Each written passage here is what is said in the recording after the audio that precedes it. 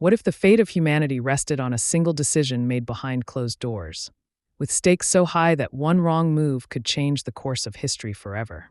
Today, we delve into Nuclear War by Annie Jacobsen, a work that does more than chronicle an era of fear and power struggles.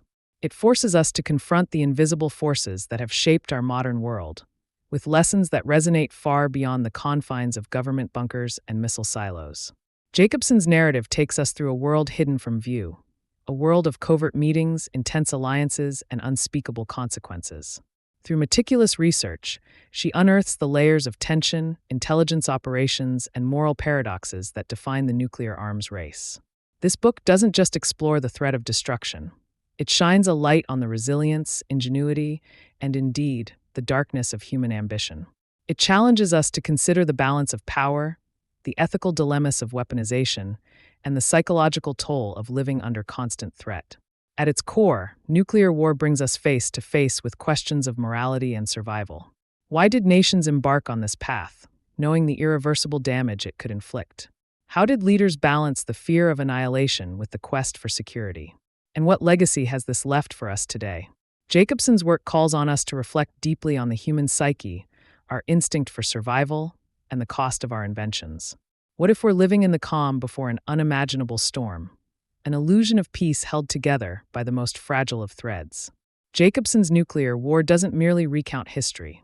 It dismantles comforting beliefs, exposing the raw nerve of human ambition and the quiet horror lying behind the buttoned-down facades of power.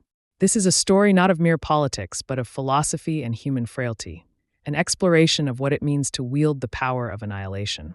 Jacobsen challenges us to confront an unsettling reality, that the future of the world of every generation rests on decisions made in secret chambers, decisions that could obliterate life as we know it. The narrative begins by unmasking the reality of nuclear power, transforming it from a distant political tool into a haunting presence. We're taken into rooms filled with leaders, scientists, and generals who engineered a game so perilous that a single misstep could end civilization. These were individuals who saw the world not as a place to be cherished, but as a chessboard, where nations competed for dominance at any cost. Jacobsen paints a picture of this nuclear age with unflinching clarity. It's a game that rests not on the outcome of battles, but on the assumption of destruction itself. A game where everyone stands to lose.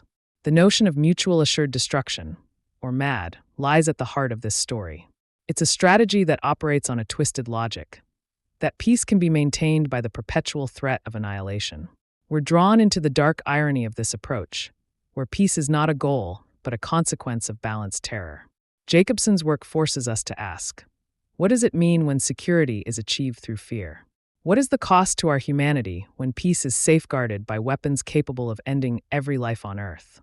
By opening these questions, Jacobsen invites us into a philosophical conversation about the true nature of security, courage, and morality in a world dominated by nuclear power. Consider for a moment the ethical cost paid by those who lived under the nuclear shadow. The world they inhabited was one where personal ambition and national pride had to be reconciled with the potential for global extinction. Scientists, once revered as beacons of progress, became creators of devices so powerful they defied reason. Politicians made choices that could shape or end the future, and they did so knowing that even the best decision might spell disaster. Jacobsen unearths these stories, not as cautionary tales, but as brutal reflections on human nature. What kind of courage does it take to pursue power, knowing it could lead to ruin? And what kind of restraint is required to step back from the brink, understanding the gravity of your decisions? For those of us today, Jacobsen's work challenges one of our most ingrained myths, that progress and safety are synonymous. The nuclear age defies this belief, showing us that advancement can come with an unbearable cost. Our society often worships progress, equating technological leaps with improvement. But what if some paths should never be taken? Nuclear war forces us to reckon with a painful truth, that not all power is meant to be wielded, and not all advances lead us forward. This is a lesson that stretches beyond nuclear weaponry into every field where human ingenuity risks outpacing wisdom. What are we overlooking, then, in our understanding of power and progress? We often forget the price of control, the way it seduces us into believing that we can dictate outcomes in an unpredictable world. In the realm of nuclear arms, control is an illusion. The book reminds us that behind every military advancement, every scientific breakthrough, there lies a tension between power and consequence. And it invites us to ask, in our own lives, how often do we chase control without considering the risks, whether in relationships, in business, or in personal growth? By exposing the myth that power guarantees security, Jacobsen's work resonates far beyond politics, challenging us to rethink what true stability really means. There's a philosophical question embedded here, too, a question that haunts every page of Nuclear War. If the very foundations of our security are built on fear and destruction, what does that say about us? Jacobsen's work doesn't answer this directly, but it urges us to reflect on the paradox of human survival.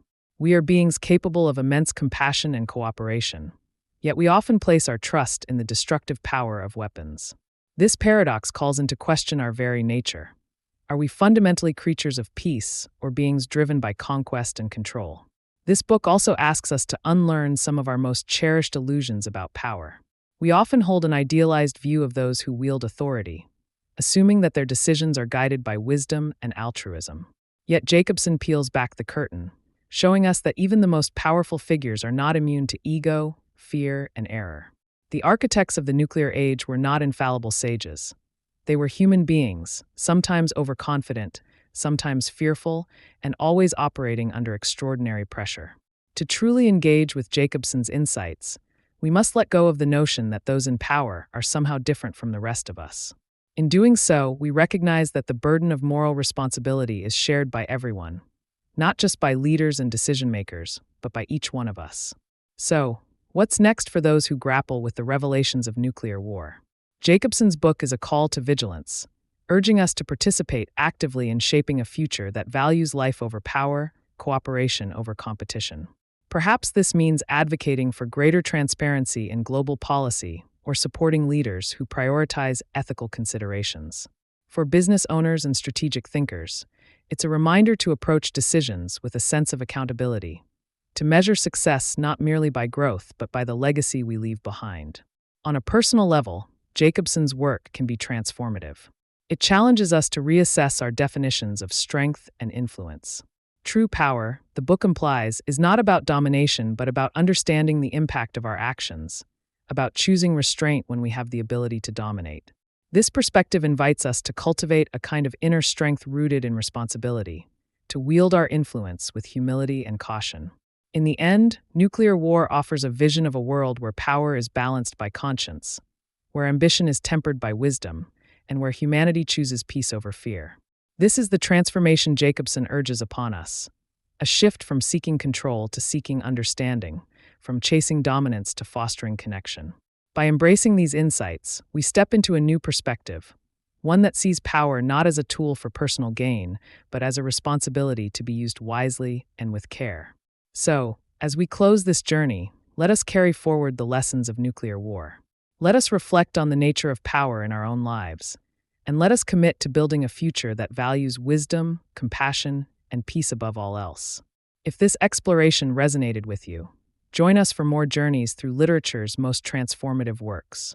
Like, share, and subscribe to stay connected, and remember, keep books over mind.